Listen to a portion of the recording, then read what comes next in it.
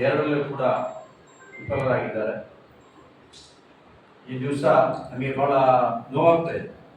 ಇಡೀ ನಮ್ಮ ಯುವ ಜನಾಂಗ ಏನು ಈ ದೇಶದ ಆಸ್ತಿ ಆಗಿರ್ಬೇಕಿತ್ತು ಅಂತ ಒಂದು ಜನಾಂಗ, ಯುವ ಜನಾಂಗವನ್ನ ಇವತ್ತು ಮಾದಕ ದ್ರವ್ಯದ ವ್ಯಸನಿಗಳಾಗಲಿಕ್ಕೆ ನೇರವಾಗಿ ಕೇಂದ್ರ ಸರ್ಕಾರ ಹೊಣೆಯಾಗಿದೆ. ಕಾರಣ ಇವತ್ತು ಮಂಗಳೂರಿನಲ್ಲಿ ಇರತಕ್ಕಂಥ ಮಾದಕ ಇದನ್ನ ಸರಬರಾಜು ಮಾಡ್ತಕ್ಕಂಥವರು ನೈಜೀರಿಯಾದಿಂದ ಬಂದಿರ್ತಕ್ಕಂಥವ್ರು, ಅದೇ ರೀತಿ ವಿದೇಶಗಳಿಂದ ಬಂದಿರ್ತಕ್ಕಂಥವ್ರು. ಅದರ ಜೊತೆಯಲ್ಲಿ ನಮ್ಮ ದೇಶದಲ್ಲೂ ಕೂಡ ಇದನ್ನ ಉತ್ಪಾದನೆ ಮಾಡ್ತಾರೆ.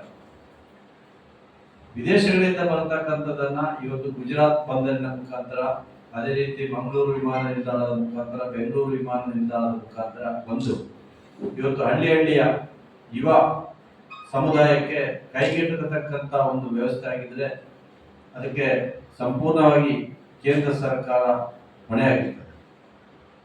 ಅದರಲ್ಲಿ ರಾಜ್ಯ ಸರ್ಕಾರದ ಹೊಣೆ ಇಲ್ಲ ಅಂತ ಹೇಳುವುದಿಲ್ಲ. ಬಹುಶಃ ಅದನ್ನ ತರಲಿಕ್ಕೆ ಯಾವಾಗ ಭಾರತಕ್ಕೆ ಪ್ರವೇಶ ಆಗ್ತದೆ, ಪ್ರವೇಶ ಆದ ನಂತರ ಅದು ಎಲ್ಲ ಕಡೆ ಸರಬರಾಜು ಆಗ್ತದೆ. ಇವತ್ತು ನಾವು ಬೆಂಗಳೂರಿನಲ್ಲಿ ನೋಡಿದ್ದೇವೆ, ನಮ್ಮ ಒಬ್ಬ ಪೊಲೀಸ್ ಅಧಿಕಾರಿಯ ಮಗಳು ವಿದೇಶದಿಂದ 52 ಬಾರಿ ಪ್ರಯಾಣ ಮಾಡಿ ಚಿನ್ನವನ್ನ ಭಾರತಕ್ಕೆ ತರಬೇಕಾದ್ರೆ ಏರ್ಪೋರ್ಟ್ನಲ್ಲಿ ಎಷ್ಟು ಸುರಕ್ಷತೆ ಇದೆ ಅಂತ ಹೇಳ್ತಕ್ಕಂಥದ್ದು ನಮಗೆ ಕಾಣಲಿಕ್ಕೆ ಸಾಧ್ಯ ಆಗ್ತದೆ.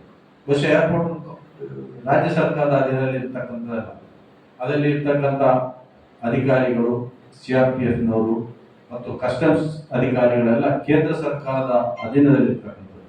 ಬಹುಶಃ ಆ ಮುಖಾಂತರ ಇಷ್ಟೊಂದು ದೊಡ್ಡ ಮೊತ್ತದ ಚಿನ್ನ ಭಾರತಕ್ಕೆ ಬರ್ತದೆ. ಅದಕ್ಕಿಂತ ಹೆಚ್ಚಾಗಿ ಗುಜರಾತಿನಲ್ಲಿ ಸಾಧಾರಣ 30,000 ಕೋಟಿಗಿಂತ ಮಿಗಿಲಾದ ಮಾದಕ ವಸ್ತುಗಳು ನಮ್ಮ ದೇಶಕ್ಕೆ ಬರ್ತಾ ಇದೆ. ಅದೇ ರೀತಿ ಎಲ್ಲ ಹಾರ್ಬರ್ಗಳಲ್ಲಿ ಏನು ಅದಾನಿಯವರ ಅಧೀನದಲ್ಲಿರ್ತಕ್ಕಂಥ ಬಂದರುಗಳಿರ್ಬೋದು, ವಿಮಾನ ನಿಲ್ದಾಣಗಳಿರ್ಬೋದು, ಎಲ್ಲಾ ಪ್ರದೇಶದಲ್ಲಿ ಕೂಡ ಇವತ್ತು ದೇಶಕ್ಕೆ ಏನೋ ನಮಗೆ ಅಗತ್ಯ ಇಲ್ಲ ಅಂತದ್ದು ಬರ್ತಾ ಇದೆ. ಒಂದು ರೀತಿಯಲ್ಲಿ ಅವರು ಟೀಕೆ ಮಾಡ್ತಾರೆ. ಇವತ್ತು ಕಾಂಗ್ರೆಸ್ ಸರ್ಕಾರ ಇದ್ದಾಗ ಗಡಿ ಭದ್ರತೆ ಬಲಿಷ್ಠ ಇರಲಿಲ್ಲ ಅಥವಾ ಬೇರೆ ಬೇರೆ ರೀತಿಯಲ್ಲಿ ಅಪಹಾಸ್ಯ ಮಾಡ್ತಕ್ಕಂಥ ಅಮಿತ್ ಶಾ ಅವರಾಗಲಿ ಮೋದಿ ಅವರಾಗಲಿ ಇದಕ್ಕೆ ಉತ್ತರ ಹೇಳಿದ್ರು. ಯಾವ ಕಾರಣಕ್ಕಾಗಿ ಇಷ್ಟು ಪ್ರಮಾಣದ ಮಾದಕ ವಸ್ತುಗಳು ಬಂದಿದೆ, ಅದು ಇವತ್ತು ಹಳ್ಳಿ ವರ್ಷ ಇವತ್ತು ನಮಗೆ ನಮ್ಮ ಸುಳ್ಯದ ಕ್ಯಾಂಪಸ್ಗಳಿದೆ, ಹಲವು ಕ್ಯಾಂಪಸ್ಗಳಲ್ಲಿ ಕೂಡ ಮತ್ತು ಇಡೀ ಗ್ರಾಮದಲ್ಲಿ, ಬರೀ ಕ್ಯಾಂಪಸ್ನಲ್ಲಿ ಮಾತ್ರ ಅಲ್ಲ, ಗ್ರಾಮದ ಯುವಕರು ಜಾತಿ ಮತ ಧರ್ಮ ಇಲ್ಲದೆ ಇದರ ವ್ಯಸನಿಗಳಾಗಿ ಆ ಒಂದು ಯುವ ಸಮುದಾಯ ದೇಶಕ್ಕೆ ನಷ್ಟ ಆಗ್ತಕ್ಕಂಥದ್ದು. ಯುವ ಶಕ್ತಿ ದೇಶದ ಶಕ್ತಿ ಅಥವಾ ದೇಶದ ಆಸ್ತಿ ಅಂತ ಹೇಳಿ ನಾವು ಹೇಳ್ತಾ ಇದ್ದೀವಿ. ನಮ್ಮ ಸ್ವಾಮಿ ವಿವೇಕಾನಂದರು ಕೂಡ ಹೇಳ್ತಾ ಇದ್ರು, ಯುವಕರ ಶಕ್ತಿಯನ್ನ ಸದುಪಯೋಗ ಪಡಿಸಿದ್ರೆ ದೇಶ ಅಭಿವೃದ್ಧಿ ಆಗ್ತದೆ, ಯುವ ಜನಾಂಗದಿಂದಾಗಿ ಪ್ರಪಂಚ ಅಭಿವೃದ್ಧಿ ಆಗ್ತಕ್ಕಂಥ ಮಾತನ್ನ ಹೇಳಿಕೊಟ್ಟವರು ಸ್ವಾಮಿ ವಿವೇಕಾನಂದರು. ಆದ್ರೆ ಅದಕ್ಕೆ ತದ್ವಿರುದ್ಧವಾಗಿ ಇವತ್ತು ಏನು ಹದಿಹರೆಯದ ಯುವಕರು ಯುವತಿಯರು ಇದಕ್ಕೆ ದಾಸರಾಗಿದ್ದಾರೆ. ಆ ನಿಟ್ಟಿನಲ್ಲಿ ಕೇಂದ್ರ ಸರ್ಕಾರ ಯಾಕೆ ಇದನ್ನ ಸಂಪೂರ್ಣವಾಗಿ ನಿಷೇಧ ಮಾಡಬಾರದು? ಮದ್ಯಪಾನವನ್ನ, ಧೂಮಪಾನವನ್ನ, ಜೊತೆಯಲ್ಲಿ ಈ ಮಾದಕ ದ್ರವ್ಯಗಳನ್ನ ಕಟ್ಟುನಿಟ್ಟಿನ ಕಾನೂನು ಕ್ರಮ ಕೈಗೊಂಡು ಅದನ್ನ ನಿಷೇಧ ಮಾಡಿದರೆ ಬಹುಶಃ ನಮ್ಮ ದೇಶದ ಯುವ ಸಮುದಾಯ ಮುಂದಿನ ಪೀಳಿಗೆ ಒಳ್ಳೆಯದಾಗಲಿಕ್ಕೆ ಹೆಚ್ಚು ಸಹಕಾರಿಯಾಗ್ತದೆ ಅಂತೇಳಿ ಈ ಸಂದರ್ಭದಲ್ಲಿ ಕೇಂದ್ರ ಸರ್ಕಾರವನ್ನ ಮತ್ತು ರಾಜ್ಯ ಸರ್ಕಾರವನ್ನ ಆಗ್ರಹಿಸ್ತಾ ಇದ್ದಾರೆ. ಇವತ್ತು ಯುವ ಜನಾಂಗಕ್ಕೆ ಉದ್ಯೋಗ ಇಲ್ಲ, ಉದ್ಯೋಗವನ್ನ ಸೃಷ್ಟಿ ಮಾಡ್ತಾ ಇಲ್ಲ. ವರ್ಷದಲ್ಲಿ 2 ಕೋಟಿ ಉದ್ಯೋಗ ಕೊಡ್ತೇವೆ ಅಂತೇಳಿ ಲಕ್ಷದಷ್ಟು ಉದ್ಯೋಗ ಕೊಡಲಿಕ್ಕೆ ಕೇಂದ್ರ ಸರ್ಕಾರಕ್ಕೆ ಆಗಿಲ್ಲ. ಇವತ್ತು ರಾಜ್ಯದಲ್ಲಿ ನಾವು ಸರ್ಕಾರವನ್ನ ಒತ್ತಾಯ ಮಾಡಿದ್ದೇವೆ. ಸರ್ಕಾರ ಈಗಾಗಲೇ KPSC ಮುಖಾಂತರ ಬೇರೆ ಬೇರೆ ಇಲಾಖೆಯಲ್ಲಿ ಉದ್ಯೋಗವನ್ನ ನೇಮಕ ಮಾಡತಕ್ಕಂಥ ವ್ಯವಸ್ಥೆಗಳು ಪ್ರಕ್ರಿಯೆಗಳು ನಡೀತಾ ಇದೆ. ಸಬ್ ಇನ್ಸ್ಪೆಕ್ಟರ್ ಹುದ್ದೆ ಇರ್ಬೋದು, ಎಕ್ಸೈಸ್ ಇನ್ಸ್ಪೆಕ್ಟರ್ ಹುದ್ದೆಗಳಿರ್ಬೋದು, ಅಥವಾ ಹಿಂದೆ BAಗಳನ್ನ, ಅಧ್ಯಾಪಕಗಳನ್ನ ನೇಮಕ ಮಾಡತಕ್ಕಂಥದ್ದಲ್ಲಿ ರಾಜ್ಯ ಸರ್ಕಾರ ಪ್ರಯತ್ನ ಮಾಡ್ತಾ ಇದೆ. ಕೇಂದ್ರ ಸರ್ಕಾರದಲ್ಲಿ ಯಾವುದೇ ಉದ್ಯೋಗ ನೇಮಕಾತಿ ಆಗ್ತಾ ಇಲ್ಲ. 150-200 ಜನರಿಗೆ ಉದ್ಯೋಗವನ್ನ ಪತ್ರವನ್ನ ಪ್ರಧಾನಮಂತ್ರಿಯವರು ಹಸ್ತಾಂತರ ಮಾಡುವುದರ ಮುಖಾಂತರ ಅದನ್ನ ಮಾತ್ರ ಪ್ರಚಾರ ಮಾಡ್ತಾರೆ. 2 ಕೋಟಿ ಉದ್ಯೋಗವನ್ನ ಕೊಡಬೇಕು. ಇವತ್ತು ಪ್ರಧಾನಮಂತ್ರಿಯಾಗಿ 6 ವರ್ಷಗಳನ್ನ ಪೂರೈಸತಕ್ಕಂಥ 11 ವರ್ಷಗಳನ್ನ ಪೂರೈಸತಕ್ಕಂಥ ನರೇಂದ್ರ ಮೋದಿ ಅವರು ಬಹುಶಃ 22 ಕೋಟಿಗಿಂತ ಹೆಚ್ಚು ಉದ್ಯೋಗವನ್ನ ಸೃಷ್ಟಿ ಮಾಡಬೇಕು. ಸೃಷ್ಟಿ ಇಲ್ಲ. ಇವತ್ತು ಉದ್ಯೋಗನ ಬಿಟ್ಟು ಹೋಗಿ ನೇರವಾಗಿ ಅಧಿಕಾರಿಗಳನ್ನು ನೇಮಕ ಮಾಡತಕ್ಕಂಥದ್ದು.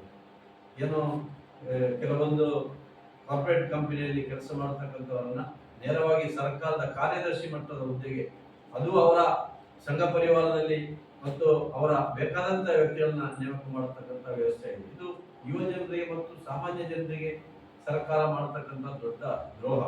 ಈ ನಿಟ್ಟಿನಲ್ಲಿ ಸರ್ಕಾರ ಕೂಡ ಮುಂದೆ ಎಲ್ಲ ವರ್ಷ ಉದ್ಯಮಗಳನ್ನ ಸೃಷ್ಟಿ ಮಾಡತಕ್ಕಂಥದ್ದು. ಇವತ್ತು ರೈಲ್ವೆ ಇಲಾಖೆ ಇರ್ಬೋದು ಅಥವಾ ಬೇರೆ ಬೇರೆ ಇಲಾಖೆ ಇದೆ ಕೇಂದ್ರದಲ್ಲಿ, ಬೇಕಾದಷ್ಟು ಸರ್ಕಾರಿ ನೌಕರರು ಖಾಲಿ ಇದೆ, ಹುದ್ದೆಗಳು ರಾಜ್ಯದಲ್ಲೂ ಖಾಲಿ ಇದೆ. ಆ ಬಗ್ಗೆ ಸರ್ಕಾರ ಗಮನ ಹರಿಸಬೇಕು. ಯುವ ಜನಾಂಗಕ್ಕೆ ಉದ್ಯೋಗವನ್ನ ಮತ್ತು ಸ್ವಉದ್ಯೋಗಕ್ಕೆ ಹೆಚ್ಚು ಅವಕಾಶಗಳನ್ನ ಕೊಡ್ತಕ್ಕಂಥದ್ದು. ಇವತ್ತು ಸಬ್ಸಿಡಿ ಕೊಡ್ತಕ್ಕಂಥ ಕೆಲಸಗಳು, ಉದ್ಯೋಗಿಗಳಿಗೆ ನಿರುದ್ಯೋಗಿಗಳಿಗೆ ಸರ್ಕಾರದಿಂದ ಹೆಚ್ಚಿನ ರೀತಿಯಲ್ಲಿ ಸಹಾಯವನ್ನು ಕೊಟ್ಟು ಬ್ಯಾಂಕಿನಲ್ಲಿ ಅವರಿಗೆ ಸರಳ ರೀತಿಯಲ್ಲಿ ಲೋನನ್ನ ಸಾಲವನ್ನು ದೊರಕಿಸಿಕೊಡ್ತಕ್ಕಂಥ ಕೆಲಸ ಆದಾಗ ಯುವಕರು ಕೂಡ ಮುಂದೆ ಬರ್ತಾರೆ. ಇದು ಯಾವುದು ಇವತ್ತು ಆಗ್ತಾ ಇಲ್ಲ. ಕೇವಲ ಬ್ಯಾಂಕಿಗೆ ಹೋದಾಗ ಇವತ್ತು ಶೈಕ್ಷಣಿಕ ಸಾಲಕ್ಕೆ ಹೋದರೂ ಕೂಡ ಹಲವು ಕಾನೂನುಗಳನ್ನ ಮತ್ತು ಸಬೂಬುಗಳನ್ನ ಹೇಳಿ ಯಾರಿಗಾದ್ರೂ ಒಬ್ಬ ಜಾಮೀನು ಹಾಕಿದ್ರೆ ಅವನ ಆ ಮನೆಯವರಿಗೆ ಸಿವಿಲ್ ಸರಿ ಇಲ್ಲ ಅಂತ ಕೊಡೋದಂತ ಒಂದು ಪರಿಸ್ಥಿತಿ ಆಗಿದೆ. ಬಹುಶಃ ಅದು ಅವರ ತಪ್ಪಲ್ಲ. ಇನ್ನೊಬ್ಬರಿಗೆ ಜಾಮೀನಾದ್ರೂ ಕೂಡ ಯಾವೊಬ್ಬ ಮಗ ಶಾಲೆಗೆ ಹೋಗುದಿದ್ರು ಅವರಿಗೆ ಕೊಡ್ತಾ ಇಲ್ಲ, ಸಾಲ ಕೊಡ್ತಾ ಇಲ್ಲ, ಶೈಕ್ಷಣಿಕ ಸಾಲ. ಬಹುಶಃ ಸರ್ಕಾರ ಇಂಥದನ್ನೆಲ್ಲ ಗಮನದಲ್ಲಿಟ್ಟುಕೊಂಡು ಯುವ ಜನಾಂಗಕ್ಕೆ ವಿಶೇಷವಾದಂತಹ ಒಂದು ರೂಪುರೇಖೆಗಳನ್ನ ಮಾಡಬೇಕು.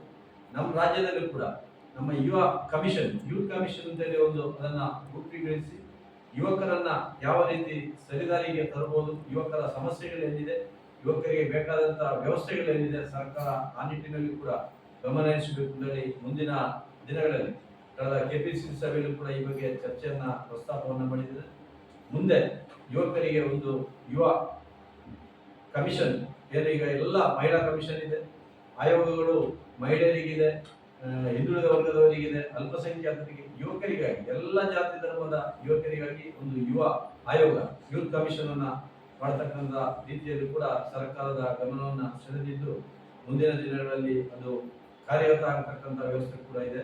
ಈ ನಿಟ್ಟಿನಲ್ಲಿ ನಿಮ್ಮ ಪತ್ರಕರ್ತರ ಸಹಕಾರವನ್ನು ಯಾಚಿಸ್ತಾ ಇದೆ ಮತ್ತು ಸರ್ಕಾರಕ್ಕೆ ಅಭಿನಂದನೆ ಸಲ್ಲಿಸ್ತಾ ಇದೆ. ಮಂಗಳೂರಿಗೆ ಅದೆಲ್ಲ ಬಂದಿರತಕ್ಕಂಥದ್ದು ಏರ್ಪೋರ್ಟ್ ಮುಖಾಂತರನೇ. ಮಂಗಳೂರು ಏರ್ಪೋರ್ಟ್ ಅಲ್ಲೂ ಚಿನ್ನ ಕಳ್ಳ ಸಾಗಣೆ ಆಗ್ತಾ ಇದೆ, ಅಲ್ಲಿ ಹಾರ್ಬರ್ ಅಲ್ಲೂ ಆಗ್ತಾ ಇದೆ. ಅದಾನಿಯವರಿಗೆ ಎಲ್ಲೆಲ್ಲ ಕೊಟ್ಟಿದ್ದಾರೆ ಅಲ್ಲೆಲ್ಲ ಹೆಚ್ಚಿನ ರೀತಿಯಲ್ಲಿ ಭ್ರಷ್ಟಾಚಾರ ಅಥವಾ ಸ್ವಜನ ಪಕ್ಷಪಾತ ಅಥವಾ ಈ ಮಾದಕ ದ್ರವ್ಯಗಳ ಈ ದೇಶಕ್ಕೆ ಆಗಮನ ಆಗ್ತಕ್ಕಂಥದ್ದು ಜಾಸ್ತಿಯಾಗಿ ಅವರ ಏರ್ಪೋರ್ಟ್ಗಳಲ್ಲಿ